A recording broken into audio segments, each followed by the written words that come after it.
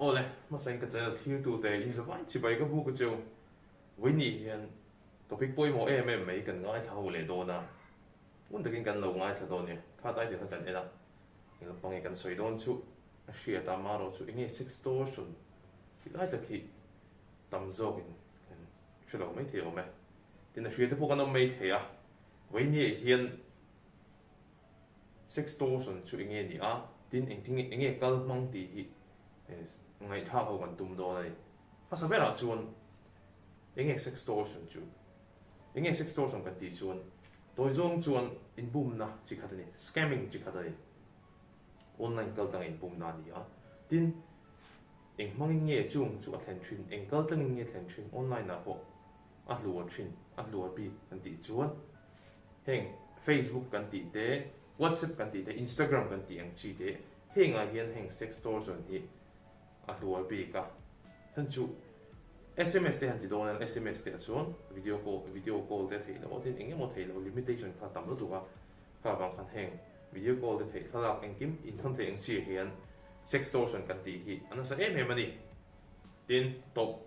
le appoint a to ber na le appoint poi mo lai kan lu do na nga chu enge sextortion ka eng tin nge sextortion chu ka thin eng nge thlen thin te po ti la ti chuan Facebook emo Instagram akhan account ni ya account na friend request lo dong ta ni friend request don chui han ena no chelo tak te pon lo ni thei thala kan dp ve la han chelo tak mail tha tak lo da te pon thei ang chuan khang i mu awang khan a hi chu account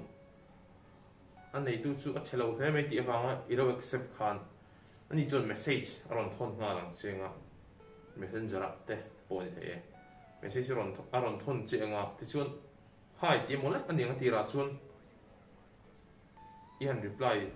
khan ani chuan aron reply le che anga ti chuan in be chho char char ma kin de lo ga chuan in number te po deal thei che a in number te deal che nga ti chuan in ti du na in ti tu nu chuan sex chat a te song che nga ti chuan sex chat a video call nen ti ang zong te pon a so mang che ti chuan ang chuan ilo o zela ilo yes zela ti chuan video call khan aron ti tani aron call che nga nang chuan ilo pick up nge nga ti chuan chu video call chu an lo record reng ani ti ka hriala ti chuan video call a chuan nyor chelo tak a ruak te pon na niang lo in show off te kha omanga ti chuan nang po kha a ro ka in show off a email ti lang tu te na show mang che ti chuan mit nga bel in video call nuwa a ti nga ro ka in video call nuwa te chutiang a 6 nei nuwa chuan phone call chu arang hi da nga ti chuan rei lo te tham na call kan ti ang chi blackmailing call ang chi khai dong han ta chuan WhatsApp kal tang bukan message aron thon bel theya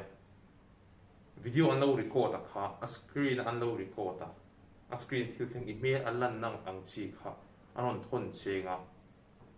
ti chuan poisa I pek lo chuan poisa chu ti za chumin pero ani lo chuan hei hi kan ti legal chang che kan ti mol phom che ti ang zonga vo na kai dong do ni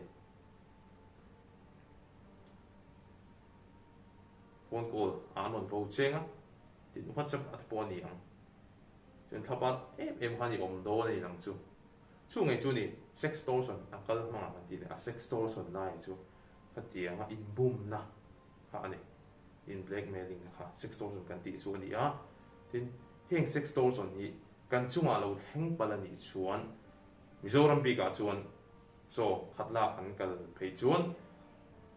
cybercrime police station oma ta son report at helu thei ani ti kha